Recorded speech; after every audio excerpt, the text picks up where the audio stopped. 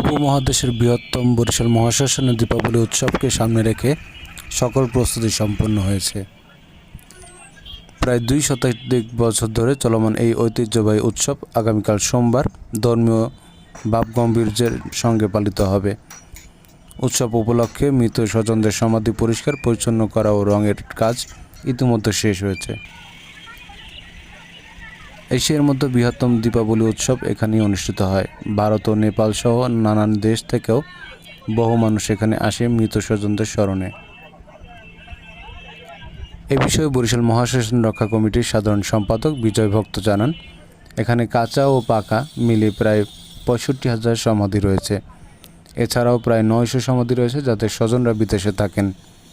সেসব সমাধি হলুদ রং দিয়ে চিহ্নিত করা হয়েছে। দীপাবলির দিন সন্ধ্যায় মোমবাতি, ধূপকাঠি ও প্রদীপ প্রজ্বলনের মাধ্যমে মহাশ্মশান আলোকিত হবে।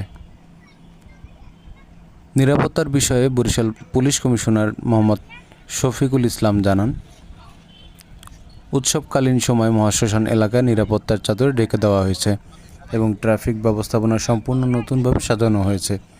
এমনকি কোনো সন্দেহজনক ঘটনা দেখা দিলে সাথে সাথে 999 নম্বরে কল দেওয়ার তথ্য জানান।